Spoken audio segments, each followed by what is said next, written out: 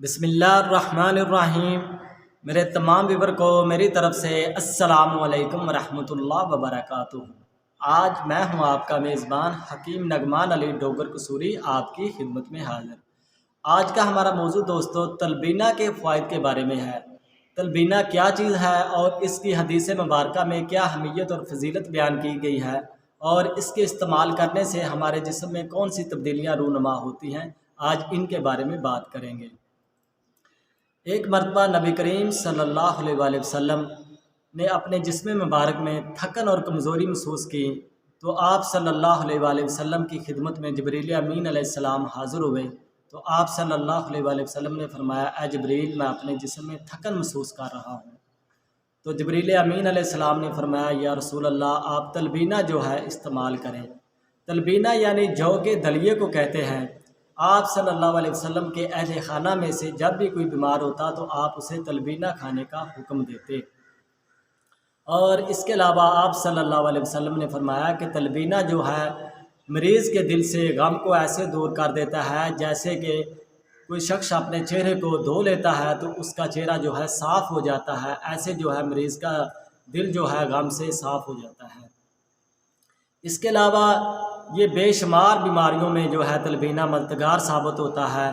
ख़ास तौर पर जो है मायूस मरीज़, उनके लिए ये कुदरत का बहुत बड़ा तोहफ़ा है और डिप्रेशन के मरीज़ों के लिए तो ये कुदरत का एक ख़ास तोहफ़ा है। और इसके अलावा जो कमर दर्द के मरीज़ हैं वो तलबीना इस्तेमाल करें तो इंशाअल्लाह इसके चंद दिन ही इस्तेमाल करने से कमर का दर्द जो है ख़त्म हो जाता है।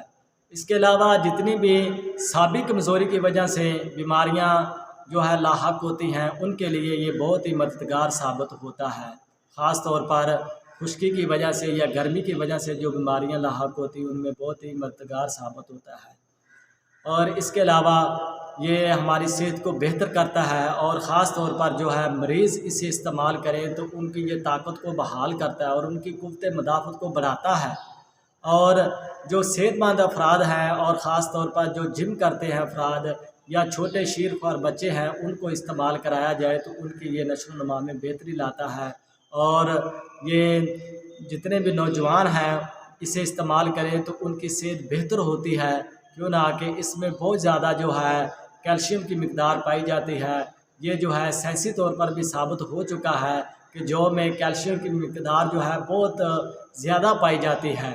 तो इसे इस्तेमाल किया जाए तो हमारा जिस्म जो है बेहतर होता है, हमारी जल्द बेहतर होती है। तो इसे बनाने का तरीक़ाकार जो है वो ये है कि आपने एक कप जो है जौ का दलिया लेना है और उसको जो है रात को जो आपने उसे 4 से 5 घंटे के लिए जो है पानी में भिगो के रख दें। और उसके बाद 1 किलो दूध के अंदर आपने इसे जो है जौ के दलिए को जो आपने भिगोया हुआ था पानी में, उससे पानी से निकाल कर आपने 1 किलो दूध के अंदर इसे उबालना है, यानी अच्छे तरीके से हल्की आंच पर इसे उबालना है। जब इसकी खीर तैयार होनी शुरू हो जाए तो इसे मीठा करने के लिए जो है आप इसमें खजूर ऐड कर सकते हैं और इसके अलावा शहद ऐड कर सकते हैं।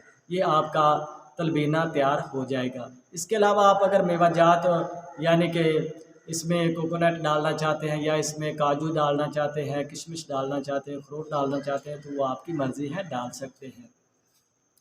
तो इसको आप चूल्हे से उतार कर आप किसी बर्तन में महफूज कर लें, ठंडा करके सुबह को खाली पेट जो है इस्तेमाल करें तो इंशाअल्लाह इससे आपके जिस्म में बेशुमार तब्दीलियाँ रूनुमा होंगी, आपकी सेहत बेहतर हो जाएगी, आपका जिस्म फरबा हो जाएगा।